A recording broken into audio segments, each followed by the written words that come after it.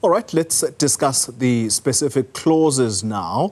And these are the contentious clause 4 and 5. Solidarity's Research Institute head is Connie Mulder, which is one of the groups opposed to the BELA Act. Let's speak to Mr. Mulder now. Good evening to you, and thank you very much for your time. Let's start off with whether you had direct discussions with President Cyril Ramaphosa, or perhaps the leader of your organization, about clauses 4 and 5. And what is it that rubs Solidarity up the wrong way about those two clauses? Good evening, Mpoli. Yes, so I think we've been part of the legislative process since the very conception of this piece of legislation, and we've consistently been against, especially clauses 4 and 5, which deals with language and admission policies. But the main gripe that we've got is that these clauses are a power grab by the government, taking the power away from school governing bodies, well-functioning school governing bodies, and then allocating it to the department itself. And I think the thing that drove us, got our back stiff, was when you start saying things like the school governing body will get instruction as to what their language policy is going to be from the head of department, and if they're unhappy, they can appeal to the same department, but ultimately the ultimate authority lies with the department. Now, this is a massive break from where the Schools Act was, which envisioned a much more cooperative relationship between the department and the student governing body, the school governing body, for the simple reason that the stakeholders with the most to lose in a school going belly up are the parents whose children are in that school. And it was envisioned that the school governing body would represent the parents, and that the parents should ultimately have the say about what their children, or at least what language their children are being taught in, and what is going on in that school. Yeah. That's a view that we strongly support. Is as a parent, it is your responsibility to make sure that your child gets proper schooling and to be involved in that school as far as possible. And this law would have basically nullified that relationship and made it just another state department. Yeah. Regarding the signing of the law itself, we obviously applied as much pressure as we could inside the legislative process, and then outside we made it very clear that we will be going to court, and we've now temporarily paused our court case for the simple reason, in the spirit of not constantly fighting one another in the courts and not being overly litigious.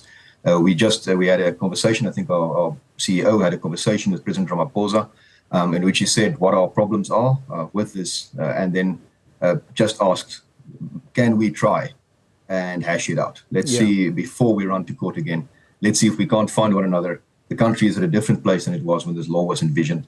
We're now in a spirit of cooperation and trying to work together as much as possible, and let's see if we can hash it out. You call it a power grab, those two clauses, and how they are phrased right now. And the president said, okay, we'll give it 3 months for you to come up with something that could possibly be agreeable. What would be the middle road for Solidarity so that come that 3 months, you are able to, I guess, find each other? I think the main thing that worries us, as remember, we're a trade union, but we're specifically an Afrikaans and a Christian trade union. And we're extremely worried about what would happen to single medium Afrikaans schools given this piece of legislation. And what it doesn't contain is it says that the demographics of the educational district should be taken into account. The educational districts are massive pieces of geography. And that means that a school in the middle of, let's say, Waterkloof, which is overwhelmingly Afrikaans, would suddenly need to accommodate the demographics of the educational district, which is roughly 14% Afrikaans. And then you're interfering directly in schooling. And in South Africa particularly, we've had a long history of language of instruction in schools being a contentious issue and a very emotive issue.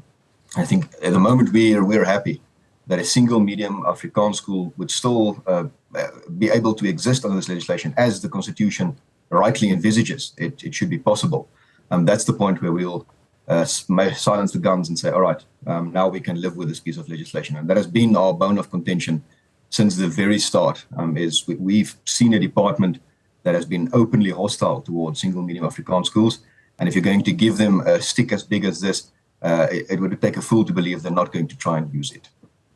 You will remember Panyaza Lesufi. his previous role in the Gauteng province, that of being the education MEC, and he has made some comments this afternoon about exactly this resistance to clauses 4 and 5. I'd like for us to just listen for a moment to him, and we'll pick up right after this soundbite. We are very firm on this point. I really believe that the president has done a right thing. Listen to those that still want an opportunity to present their case, but must not present a case that that other children should be excluded. And the president has done right by signing this bill into an act to show commitment to build a truly non-racial South Africa. We can't be proud to watch rugby together and be angry for our children to be in the same classroom and be greedy and selfish and think quality education is only a preserve of your own children. Other children must not get that quality education. That notion must be rejected. So there are two issues that come up from that soundbite. One has to do with the children, that he calls it selfishness if you are going to want to put up the quality of education of a particular section of the population to the neglect of the other. We'll deal with the other one, which I believe is the political discussion he is prompting. Let's start with the one about whether or not you view your actions as selfish and perhaps wanting to preserve Afrikaans to the exclusion of the majority of the children in South Africa, whether or not they speak Afrikaans. In fact, the other question is going to come immediately after your response to this. Okay, so the first thing is I think Mr. Lesufi should buy a farm, because he's got quite a lot of straw men in that sound clip, and it would do him quite well. The first thing is, obviously, we're a linguistic community that would want to promote our own language. But wanting to promote your own language does not for 1 second mean you're trying to exclude anyone else or trying to denigrate the quality of education that they're receiving. I have no idea where he gets this idea that we've advocated for the quality of education to be lower in other schools. We've consistently advocated for the quality of education to be lifted in the whole public sector as much as we can. From our perspective, the only way to do that is through proper mother tongue education. Now, we're long past the point where we're going to try and dictate to other communities what language they should be using. We're not nearly as arrogant to try that as the department is trying to do with our community. We're simply saying we would very much like for our children to go to school in Afrikaans. Does this exclude anyone on race? I have no idea why Mr. Lesufi consistently talks about racial and non-racial when this has been a language debate from the very start. Is the majority of speakers of Afrikaans are not white. Quite simply put, in Gauteng they might be white, but in the Western Cape the majority of speakers are coloured, and in the whole of the country. So we've never tried to invoke race at any point. I think it's cheap politics to suddenly start talking about race when the debate has consistently been, number one, this is a power grab by the department to try and force schools to change the language policy when the people in that school who have children in that school most likely know better, because it's their children going to school and they're on the ground within the community that school is situated, and will be in a much better situation to feel out the demographics. And this has been our caveat since the very start. Yeah. This is something that parents should be deciding about.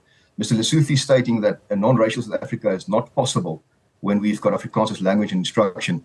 I have no idea why he has such serious qualms with the Constitution, but he should maybe go and read Section 29 again, which explicitly states that single medium institutions are possible and should be allowed as far as possible. From our perspective, we have no desire to not be part of South Africa. We simply want to teach our children in the language that we prefer as the Afrikaans community, and then obviously then they can be a part of South Africa in a much greater sense, since they will be able to contribute much more. Quick question: would black children, if a black parent wanted their child to be taught in Afrikaans, would they be invited to such schools? Yes, well, Mr. Lesufi himself found that out the hard way. If you remember, he went on a crusade against the high school Oorval in Vereniging, where he, according to a judge, acted almost obstructing justice in trying to get that school to become English. And when he went there, he found several black pupils who were studying in Afrikaans. So we do not understand where this non-racial, racial language comes from. There is no single medium school in this whole, single medium Afrikaans school in the whole of South Africa that is exclusively white. It just does not exist anymore. From our perspective, we're a linguistic community. We are not going to beg for our rights. We're well within stating that we would like our language to be used in education, and there's absolutely nothing wrong. And we invite all other linguistic communities. In fact, we've desperately tried to say, but why are there so few isiXhosa or isiZulu schools? It just doesn't make any sense. You're doing children a disservice by not teaching them complex, abstract concepts like mathematics and science in the language that they understand the best. And we've been staunch advocates of mother tongue education, including for ourselves as the Afrikaans community. I suppose you've answered the other question, because Mr. Lesufi's argument was premised on, I guess, if you're going to have the Afrikaans mediums or Afrikaans schools that teach through the medium or in the medium of Afrikaans, it means that you are excluding a good number of children who may not necessarily be able to study in Afrikaans, because then he brings into question this question of whether we are genuinely a South Africa that only comes together to watch rugby, as opposed to wanting that that unity, whether it is rugby season or not. Is that something that resonates with you? Absolutely, but I think the difference is our view of unity is that we're a really, really nice fruit salad with all our diversity, still maintained so that we can celebrate it. And from what I can tell, Mr. Lesufi's view of diversity is a smoothie, where there's no real identity and where the official language would be broken English. We're not going to support that view. We're saying that all children should have the opportunity. And in fact, the only way to do that is to build schools. And that is what this government has failed at miserably. When Mr. Lesufi took power in 2014 as MEC, there was 2,070 schools in Gauteng, and he promised 1,000 schools. At December 2023, this is according to the School Realities Report from Statistics South Africa, there were 2,061 schools. So we lost 9 schools in Gauteng, but the amount of learners increased by almost 500,000. So the answer is quite simple, is we need to build schools. So Afrikaans schools are less than 5% of the total amount of schools. If you change all the Afrikaans schools to English, we're still going to have a massive problem with overcrowding in schools. This is a political shortcut, and it's honestly, it's political grandstanding at the cost of a community that is acting well within their rights. And we encourage any other community that feels that I would really like my children to study in my language to start putting pressure on the department. And we will help you if you need help in somehow to get it done. We've pushed for this several times. Start putting pressure on the department. We do not need to be a smoothie. We're a wonderful fruit salad. And we obviously enjoy being part of the Unity of South Africa, but these are some of the conditions. Is we would like to still be ourselves, as is true for Venda, for Tonga, for Ndebele, for isiZulu and isiXhosa, all of those different cultures. We would like to be able to maintain our culture whilst being part of the greater South African whole. Final question, and it's one that perhaps you could easily dismiss because she is not a member of Solidarity. The Minister of Basic Education missing the signing ceremony. In fact, perhaps the better word to use is boycott, which is what we have been saying throughout the night. Does it matter for you? Do you think that she perhaps missed an opportunity here to be present at that signing ceremony? Does that say something about her respect for authority? I think it's a difficult line, and we as South Africans, we need to still get used to what a coalition government looks like and how the government of national unity works. And one of the most contentious issues, well, there are two. It's NHI and this BELA bill. And the question then is, how should a coalition partner act when they're being ignored, which is what I think the DA felt. I'm not going to answer if she acted correctly or not. From our perspective, I can understand why she would say she's uncomfortable being there, being on camera, and having to smile for camera for a law that her constituency most likely would not like at all. We can say that from our members, the majority of our members vote either DA or Freedom Front, and they're vehemently against, as was more than 80% of the written submissions. So I understand why she did it, but I'm not going to comment on did she do the right thing or not. I would urge my fellow countrymen to please, we need to have some form of patience. It's a learning process, not only for our politicians, but for the public as well, in terms of how does a government of national unity work, because when it works well, it's easy. But when you fight, that's when you need to figure out how do we fight fairly. Connie Mulder, thank you very much for your time. He is with Solidarity, part of, in fact, he leads the research institution within Solidarity. Well, listening to that conversation is Grant Butler. He's the president of the South African Principals Association. The conversation begins with him in a moment. You're watching News at Prime. Let's continue our conversation on the recently signed BELA Act. Joining me now is Grant Butler, who is the president of the South African Principals Association. Mr. Butler, good evening to you, and thank you for your time. You were listening to that conversation with the leader of Solidarity, but let me start here with you. You are the implementers of this law. You are going to be the implementers of this law. Does clause 4 and 5 come across as problematic for you as the Association of Principals? I think it's a good question, and it'll be interesting to see how it plays out in the next 90 days, because we have interacted in this process right from the beginning, and not just as the general public, but in our interactions with the Department of Basic Education, and more specifically, James and Lebe. And in our meetings, I think we have had the opportunity to comment on the impact that it may or may not have on schools. SAPA, or South African Principals Association, really do, as you say, focus on the practical implementation, because our focus is in the support of school management teams, so SMTs, school deputy principals, and school principals. And so we are the implementers of the policies of which we speak. We often ask questions around the practical financing of said policies. And so if you take, for example, the inclusion of grade R as part of the 10 years of compulsory education, the question that school leaders, school managers will ask you, much like I suppose politicians would ask you, is who's going to pay for it? And where's the money going to come from? Because many schools have grade Rs, or many primary schools have grade Rs, many don't. And so there are some serious questions around who would pay. So whether or not they'd have an impact on schools, definitely, most definitely. And I think that even the clause on language has some significant staffing challenges that lie ahead. And so that's something we're talking about. Yeah. You were able to listen to Connie Mulder, and he talks about these specific clauses as perhaps being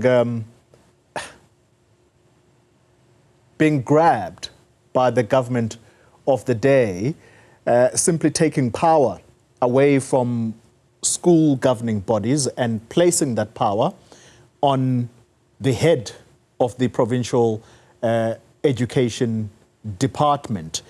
For you, I guess I hear what you are saying now, that perhaps the staffing issue is going to be one that stands out for you, to say this was previously an Afrikaans medium instruction school, and you are now going to infuse it with children who do not use Afrikaans at home. How would that be solved for you? So, I mean, that's the question. I don't know if I should be bold enough to try and answer the question for you, but I would really hope that somebody has the answer to that. And that is, that's the natural response that we look at when we're looking at language policy and admissions policies tethered together as they are. we would have to ask ourselves if, for example, the first thing I'd like to say, I think, is that the law needed to be amended. And so we don't stand as SAPA, the South African Principals Association, we don't stand in opposition to. That's not our position. We have a cooperative relationship with the Department of Basic Education. And so I do want to say that when we look at the bill being passed into law, we look at the practical implications thereof. So if, for example, we take the language policy, and mother tongue education has been a huge conversation, it really is a drive, and we've seen pilot programs of the incremental introduction of African languages into schools, for example.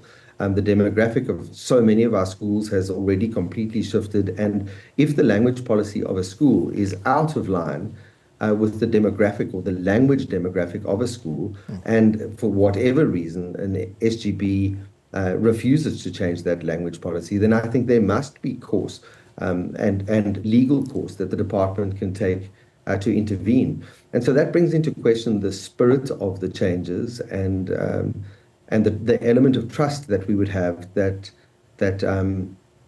I suppose in the genuineness of the HOD of a province, and in fact the amendments that we're discussing. Yeah. Is there an ulterior motive? Well, I hope not.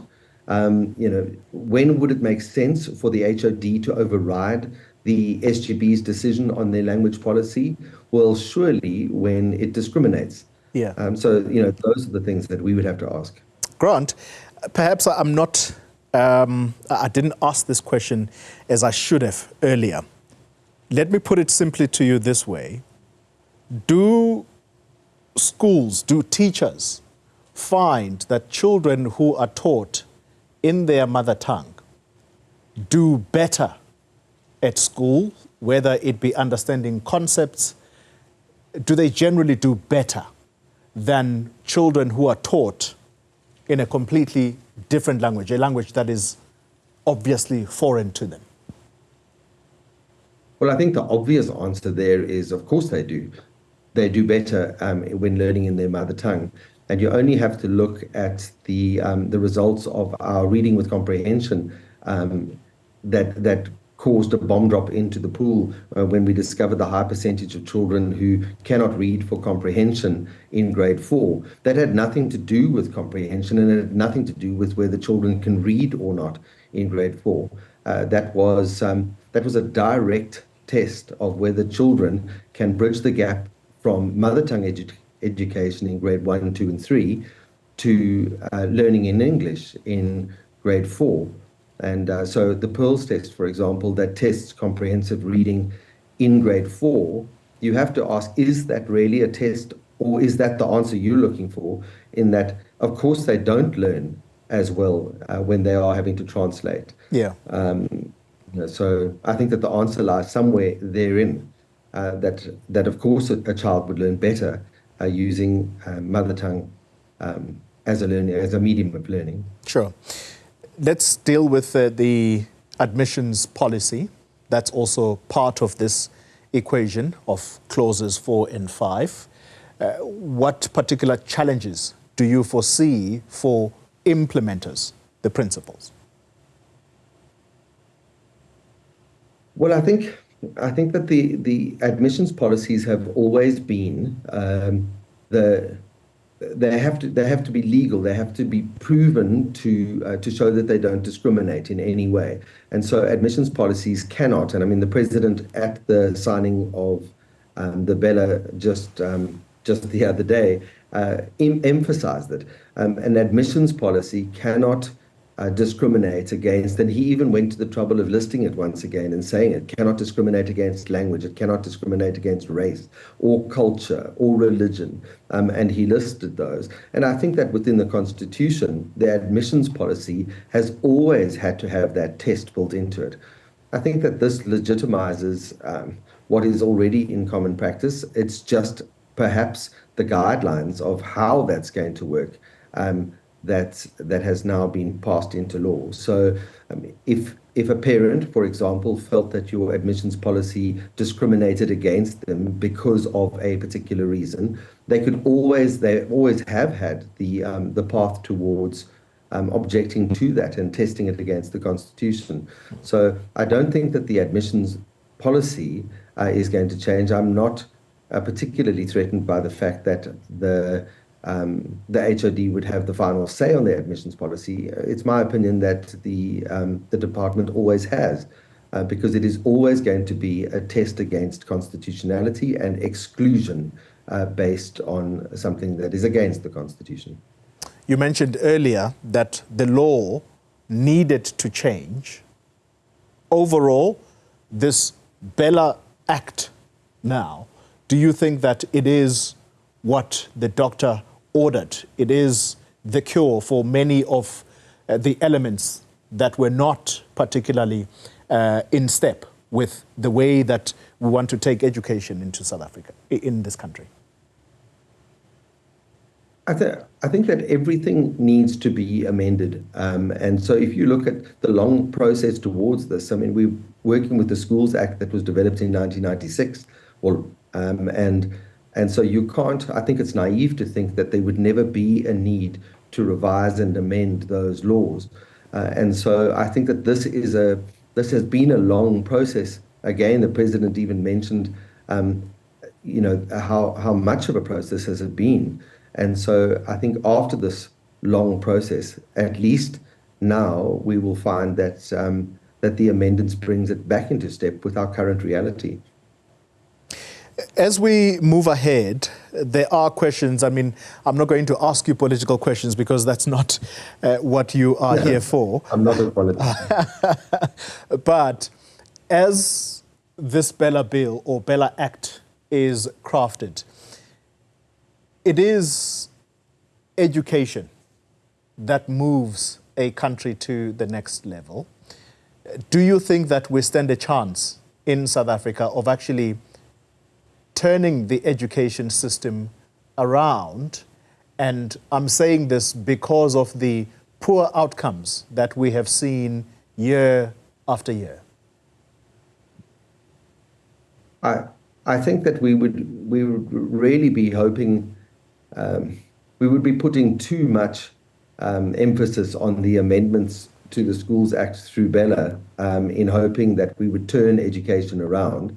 I would want to say that all the teachers I know and all the school leaders I know are quite often amongst the most optimistic people you will note. Because when you're in education, when you're actually in a school, you see glimmers of what it could be.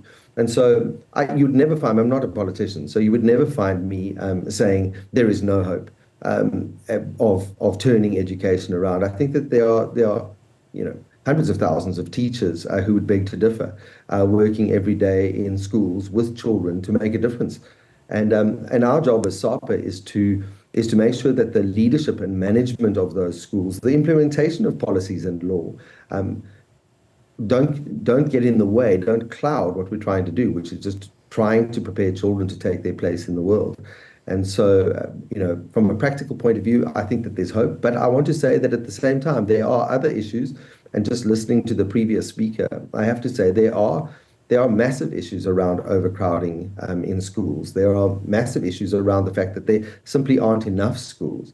And the one thing that I do have to say that probably verges on aligning with our last speaker is the fact that I don't think that changing the language policy and changing the admission policy is going to fix the problem, because, to be fair, our schools are full. And so it's not that a language policy of a particular school is keeping open seats in that school, and their language policy or their admissions policy are blocking learners who are applying to that school from getting to sit in one of those seats. In most cases, you will find that our schools are full to overcrowded. And so I don't really think that the solution for a prosperous turnaround of education lies in fiddling too much with specific schools' language policies or admissions policies, lest they're discriminatory. If they're discriminatory, I say, take them to court, take them to task. because we shouldn't have discrimination built into policy. But at the same time, adjustments to language policy and admissions policy is not going to make a full school unfull. And so many of the times that we find that we have parents going to the department and saying they've been denied access to a school is in the face of the reality that that school has declared that it has reached its capacity. Yeah. That's where our problem lies. So I do say more schools.